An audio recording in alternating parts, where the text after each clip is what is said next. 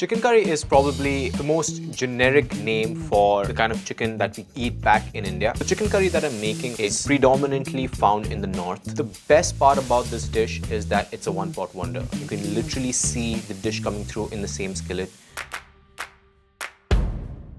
The first part of this very simple chicken curry is making a marinade for your chicken. Could you just throw in chicken into the gravy, into the masala that you're building? Yes. Is that a lackluster way of making a chicken curry? Yes. Do you want to build more flavor? Absolutely. And I feel like the yogurt marination does a great trick for that. I'm just going to use my hands. Full fat Greek yogurt, 5%. So that makes the sauce really creamy. You can definitely use Indian style dahi. That's what we use back home. My Kashmiri red chili. This is going to get the color and the heat. Turmeric powder.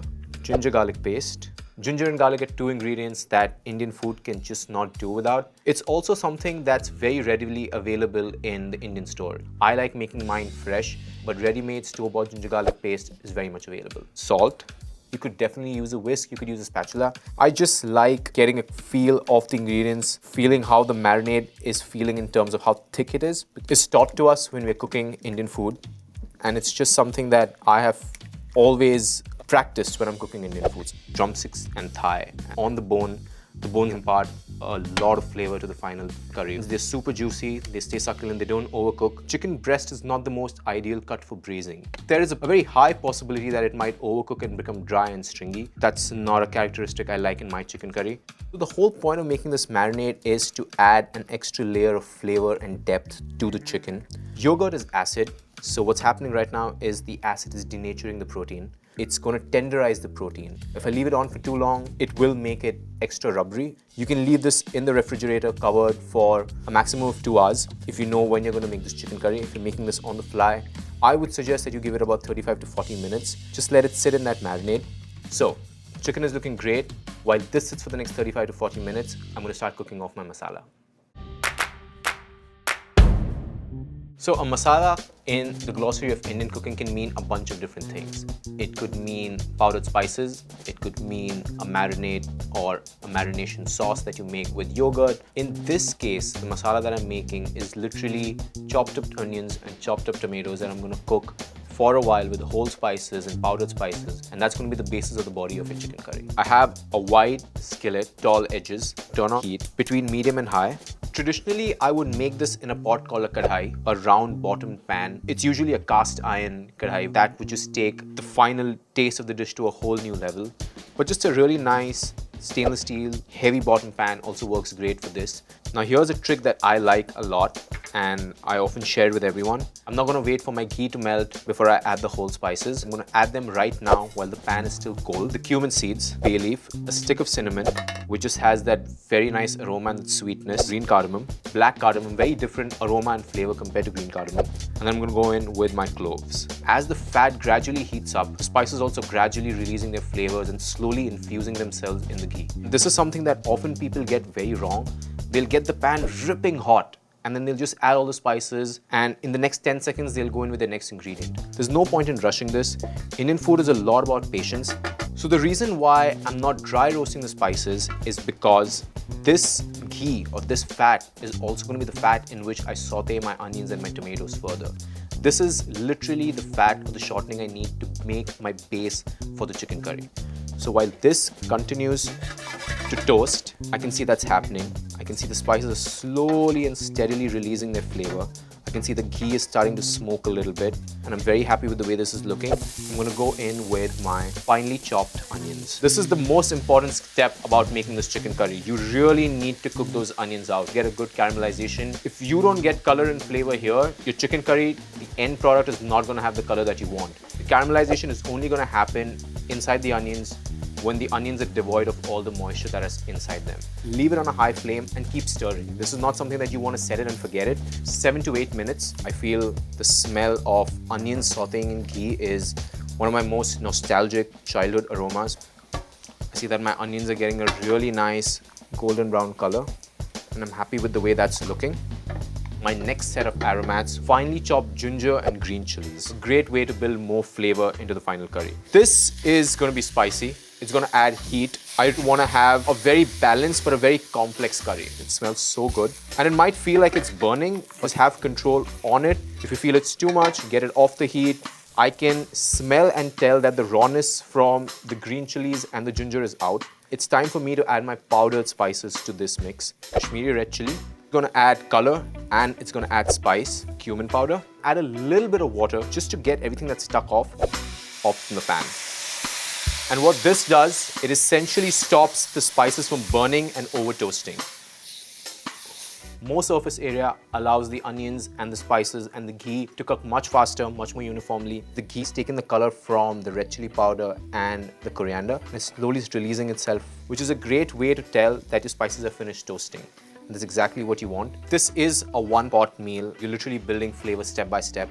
So everything that's stuck to the bottom of the pan is eventually going to lend its flavor to the ultimate and to the final curry. I'm going to go in with my tomatoes next. The acid in the tomatoes is going to help deglaze this pan. In about 30 seconds, this pan is going to come off clean.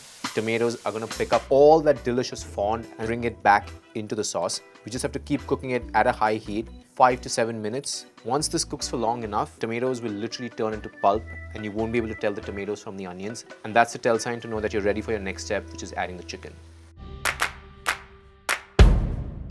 I literally want to put the chicken in, saute the chicken with the marinade on it into that masala that I'm building.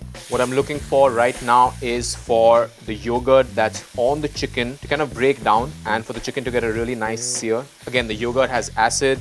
The acid is again going to help deglaze the pan. When the sauce is done, you'll see that the curry has a really nice dark brown color and that's because of all the fond that's stuck to the base keeps getting lifted and keeps getting put back into the sauce, which is phenomenal. So I like how the chicken's looking right now. The same bowl in which I marinate the chicken, it's going to get all that marinade back in with my water. So I don't want to waste any of this marination. It's delicious. Just look at that color. Just look at that color. Just all I have to do is just literally put some salt, put a lid on, and I'm going to let this cook for the next 15 to 20 minutes. And that's going to give enough time for the bones to release all their flavor into that gravy, for the chicken to cook. It smells divine. I'm finally going to lift the lid up and see how the final product is looking.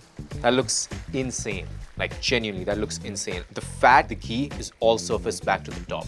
That is what they call tari. That's a fantastic way of telling that your chicken is really up to the mark. And that's how I want my chicken curry to look each time. But we're not completely done yet. I have a house-made garam masala, which is an absolute crucial part of finishing this chicken curry. Everyone has a different version or a different recipe for garam masala. This is my garam masala recipe. A good 15 whole spices, including rose petals that go inside it to just make it very fragrant and very aromatic. Small little pinch of it right into the whole chicken. I'm gonna lift up the flavor of the chicken curry. Like suddenly you're gonna get this intense hit of spices that have been toasted. And we always use garam masala as a finishing spice because all the spices in a garam masala have already been toasted. Obviously can be bought. You don't have to make your own garam masala. For me, a house-made garam masala always wins over the store-bought ones.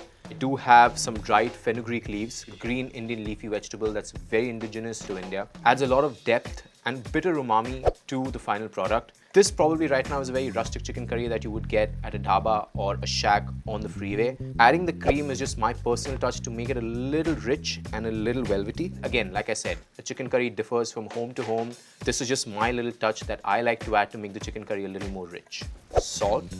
I'm going to squeeze the lemon in right at the end. And just like all good things in Indian cooking, I have to finish this off with coriander. Fresh ginger juliens just add a sense of heat at the back of your throat when you're eating this chicken curry. Also great texture.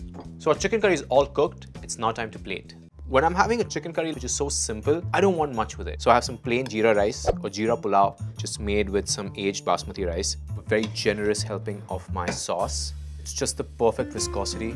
I like to do half and half. Then I like to mix it up and eat all of it. I'm going to be unapologetic about this and very shameless. I'm going to eat it exactly how I eat it at home. I'm going to go in with my hands. It's really hot, but that's what makes it also really fun. I'm going to mix it in with the rice. I'm going to shred a little bit of that chicken. I'm going to mix it all up. Make like a really nice bite in my hands. I use my 4 fingers and then I use my thumb to push it in my mouth. So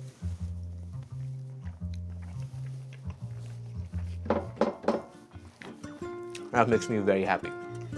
It's everything I want in a chicken curry. It's so balanced.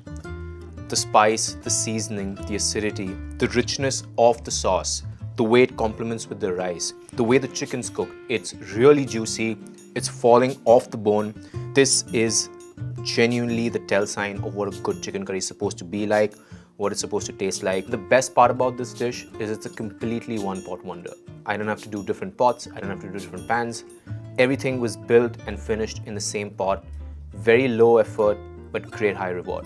When I taste this, it immediately brings me back to my childhood because this is exactly the kind of chicken curry I grew up eating. Still hits the spot each time.